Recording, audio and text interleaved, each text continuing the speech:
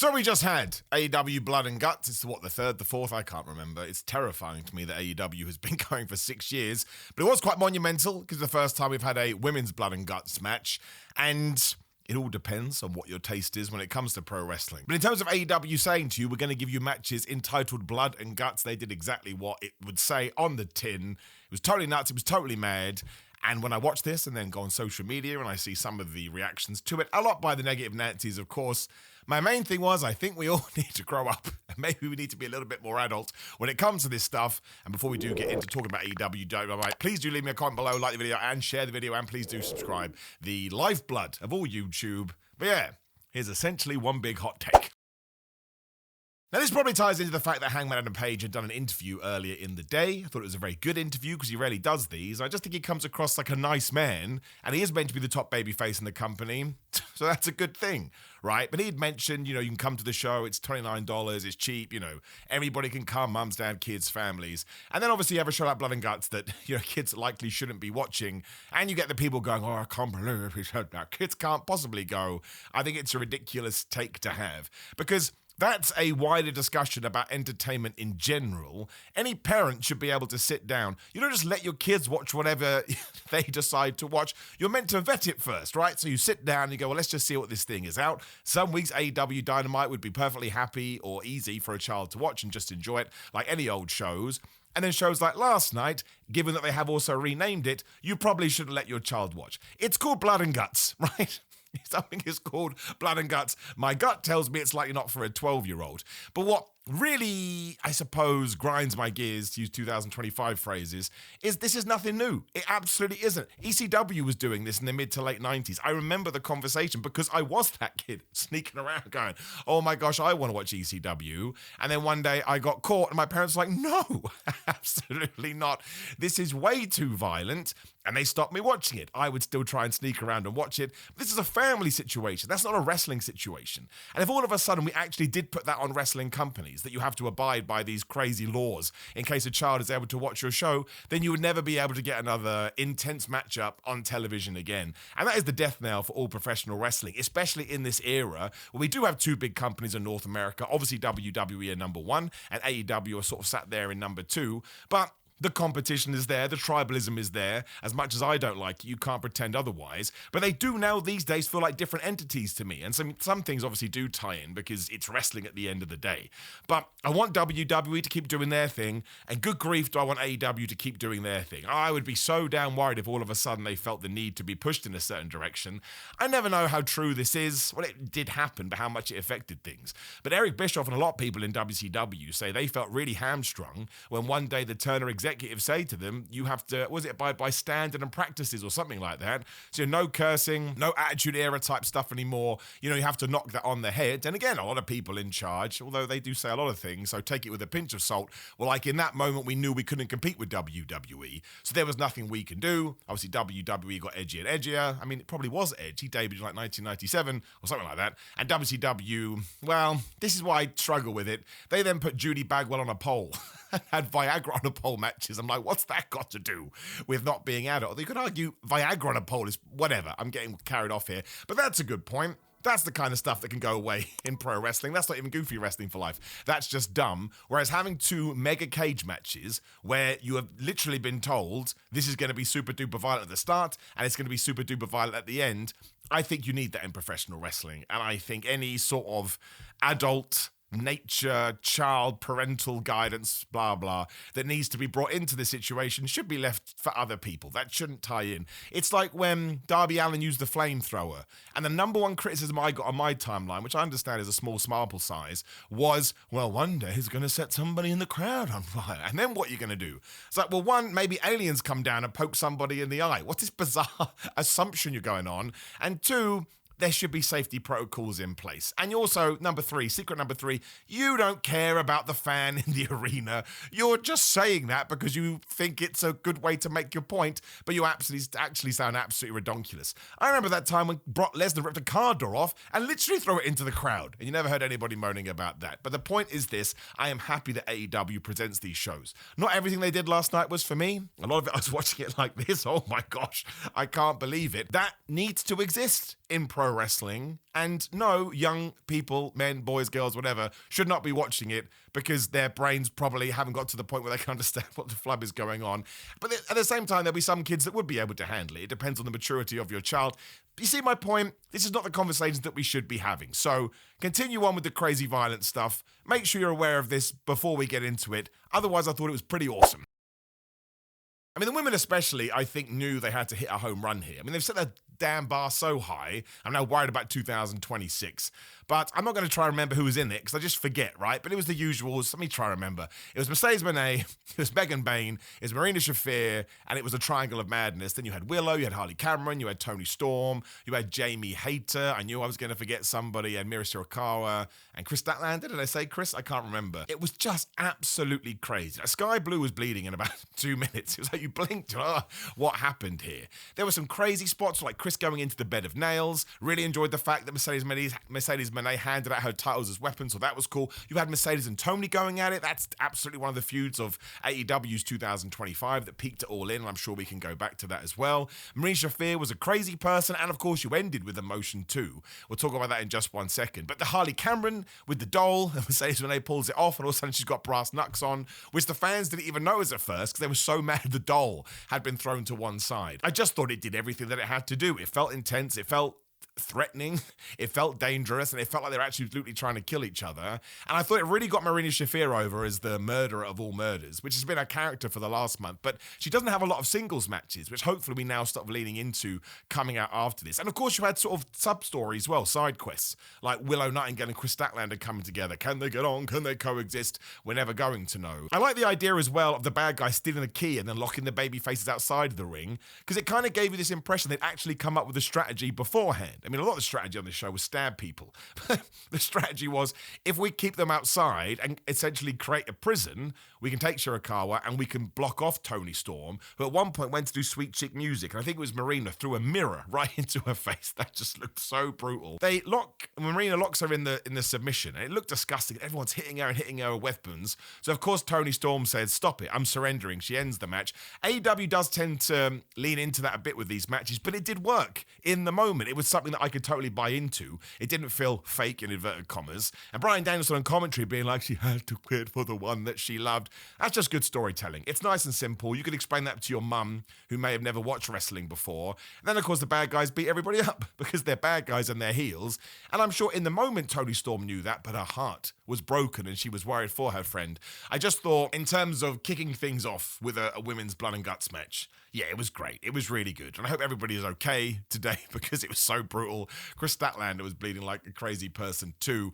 My big thing would always be, if I really had to come up with a criticism for this show, and it's not a criticism at all because I thought the whole thing was great. I thought it was such an easy to watch 2.5 hours. It kind of did feel like a pay-per-view. And I would bring in WWE War Games to this as well. I just don't think that we need two every single year. I think we should look at the stories and go, this year it's the women, next year it's the men. Even if some years it goes women, women, men, women in terms of the years, that's okay. Because I think most fans are happy as long as they can tie it into the narrative. I think AEW probably ties into this as well, but WWE kind of feels more with the men. It's just happening because it's Survivor Series. And it's a bit like we used to do the Hell in a Cell shows, and you had to have Hell in a Cell matches because it's called Hell in a Cell. I'd call that a minor criticism because the men in the WWE will do it as well. You'll watch it and go, oh, hot damn, that was good. And I'm sure there'll be surprises as well. But yeah, it was brilliant. And the women just went out there and delivered, and absolutely. How Megan Bayne is doing this, I don't know. At the moment, her commute is Japan to wherever AEW is. So she's totally smashing it. And I think she is. I always kind of assume this would happen with somebody like her because she's not going to get over with sort of over-the-top character work or promos because that's not what she's trying to be. She wants to be the big, strong, silent assassin. But that's what's working. Now when she does come out, you almost get this sort of shock in the room like, oh no, here comes Megan. She's going to flub people up. So that's been an absolute benefit too. But just awesome. If you're on the fence for some reason or you're mad and you like to listen to what I have to say before you watch, which I do massively appreciate, somebody had give me an up sign as well. Makes my day. I appreciate that. If you know what it is, don't watch it if you're not into, it's not a death match, things leaning in that direction, then yeah, don't check it out. Otherwise, 2 thumbs, really, really, really flamming good.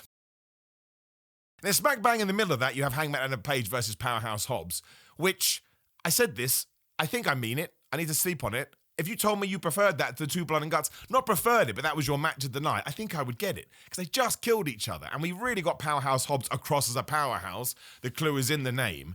And obviously, Powerhouse Hobbs lost. He was never going to win because we need to build Hangman Adam Page for Samoa Joe. Do we have another show before Full Gear, I would imagine? So he'll probably take on Shibata as well, which is the most standard wrestling booking ever, so I've got no problem with it. But Powerhouse Hobbs is such a monster here that at some point, maybe when we move past this feud, if you want to have him turn on Samoa Joe and build him up in 2026, I would do that. In a crazy I've just made up in my head right now, MJF could win the title, and Powerhouse Hobbs as a babyface, if he turned, would be a great opponent for him because MJF could sell huge for it, and I just think Hobbs would be believable as long as you start to put the building blocks in place. And the finish was totally nuts. We knocked him off a balcony, whatever you want to call it, into the electrical box. Very, not Royal Rumble 19, it was Royal Rumble 1999. It was The Rock versus Mankind, right, when they did that? I can't remember. WWE used to do it all the time, and it does make me giggle. I don't think that's how electric boxes work. I don't know what electric box is. You know, Hangman gets the win, but he sells it big. I just thought it was really well done. And then obviously Samoa Joe and Shibata come out. Samoa Joe wants the cage to come down. Who did that? So there's a whodunit that we're never going to know. Like who threw the pie at Kevin Owens. Hook and Eddie Kingston, who are Hangman's brand new friends, come out, and then Hangman's a very literal person. He was like, oh, you wanted to get me in a cage, we'll do a cage match at Full Gear.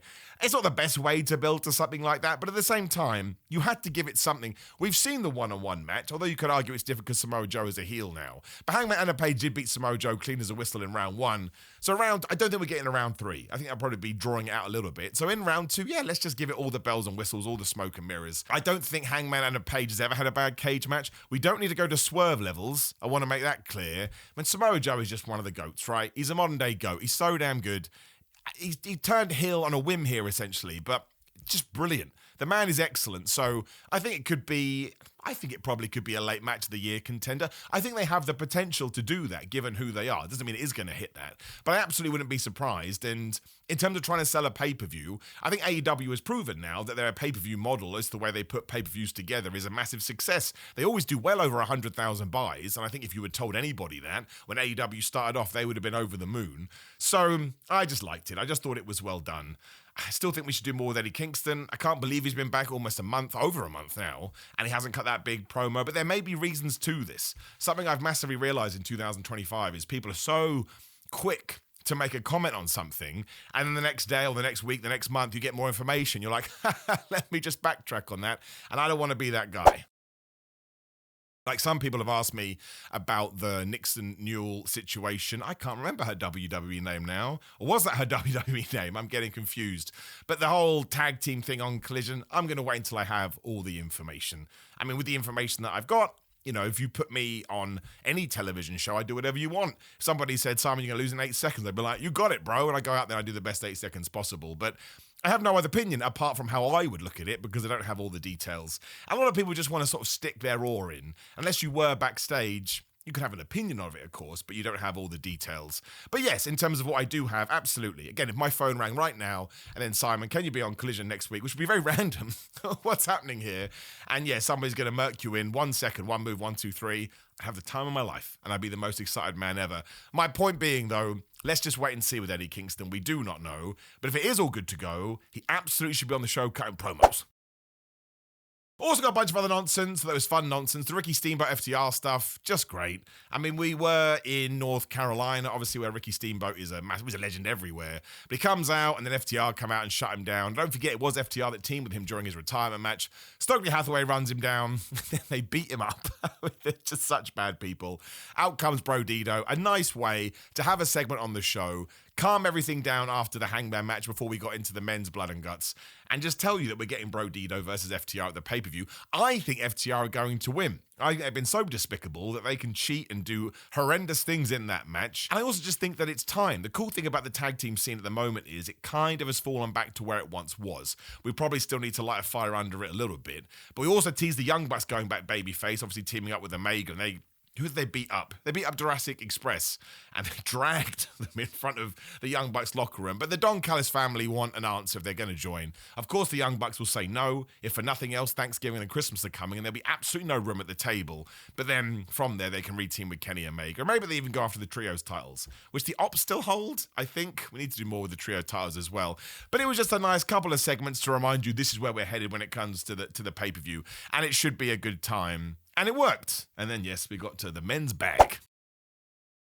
Now, once again, I don't really know how to talk about this because it was just insane. Pac and Darby Allin went to the top of the entrance circle and Pac press slammed him from the top through a table that Gabe Kidd, who also returned here with a taser to stab Darby Allin, went through a flying table from all that way up. Now, everybody can understand this, but I'm only talking about it from my vantage point. I obviously wrestle. And I know what it's like to be on the top rope and how scary it can be. And I know sometimes somebody pitches a move, you're like, oh man, that's quite intimidating, but you do it and you hope for the best. And you would trust Pac, of course, because he's a strong Mother Hubbard. But to be that high in the air, and to have a flaming table, and Darby's ass was on fire for a long time after he landed, you don't have to like that. But I think you have to respect what Darby Allin does. Like, I really, really do. It's just the sheer levels he's willing to go to for whatever reason. And he did that coffin drop when he was climbing. It was really well timed as well because the clock got to 0 when somebody else was about to run in. He did a coffin drop when he was climbing around the cage. Claudio Castagnoli is just one of the best wrestlers in the world, and we don't talk about it enough. That big swing, I can't remember who he did it to now, but he had Orange Cassidy on his back. I was like, what is going on? And Kyle O'Reilly just decided, I want to bleed. Let me bleed today. He kind of had the Daddy Magic Cool Hand Ange spot from a couple of years ago. We're like, why are you bleeding? But it was really well done. Enjoyed the Mark Briscoe thing. Oh, he's been beaten up. I can't remember if it was actually made out. It was Carl Fletcher now. I think it was hidden, right? I can't remember. I watched too much wrestling today. But obviously, eventually, he does come out. He goes to the top of the cage. He creates a pulley system to get chairs up there. Then he's Jay drilling and throwing chairs into Wheatley Eustace's face. I can't remember the last time I saw a rope pulley system to get weapons on top of the cage. And the finish, and I understand we're zooming through it. Just know it went carnage, carnage, carnage. Gabe Kidd is here. Taser fire. Carnage, carnage, carnage. John Moxley, Kyle O'Reilly. But it tied in to the last 2 weeks. This makes me think we're about to do something big with Kyle O'Reilly, and we absolutely should. I thought this was a wonderful surprise. But he locks John Moxley in every single submission he can think of, and John Moxley taps out. What did he do at All In? Tapped out. What did he almost do with Kyle O'Reilly when they have fought? Tapped out. But sometimes he used a referee, and sometimes he just cheated or told Marina Shafir, help me. It's a really interesting idea, because I would presume eventually he's going to get kicked out of the Death Riders. They're going to turn on him, and then we turn John Moxley back babyface. It's probably time. You don't have to do that. You can certainly draw it out a little bit. And some people have said, oh no, without John Moxley, the Death Riders will be terrible. I'm not willing to make that call because so many people said that about the Judgment Day when Rhea Ripley and Damian Priest left. And they're fine. Maybe they've sort of hit a wall now, but I think we're about to change it around again. And there's no reason you can't do that with the Death Riders. No reason you can't make Marina Shafir the centerpiece and absolutely give Daniel Garcia more to do. When John Moxley came out, he was stabbing people with forks. There was so much stabbing in this match. Then he gave the fork to Daniel Garcia, who started stabbing.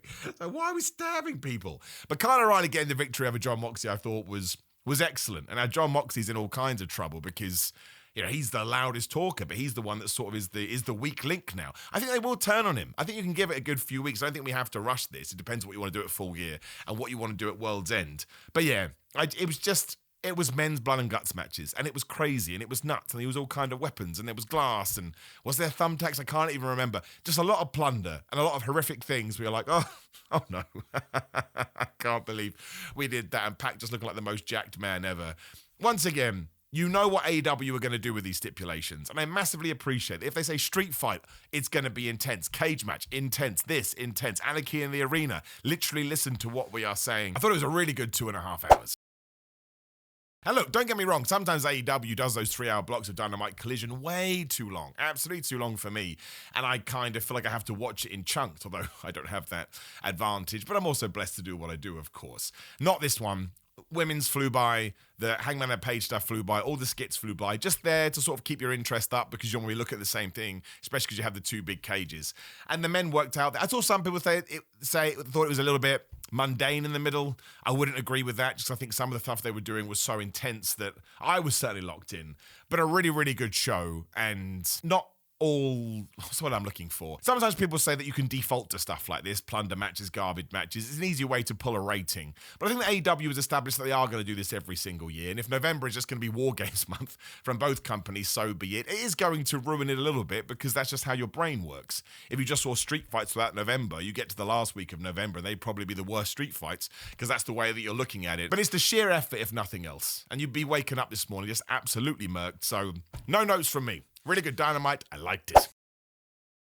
Now, of course, you may disagree, you may agree. That's what the comment section is for, so please do let me know. Like the video, share the video, and subscribe. Otherwise, what can you do? You can go to grillermind.com/Simon. You just go to Simon, get 10% off, ships worldwide. Also, patreon.com/Simon316 for watch-alongs. Then Simon316 to come call me an idiot, as somebody did today. Appreciate it, my friend. Completely uncalled for. Didn't even do anything. Just told me. Awesome. Don't even know the reason why.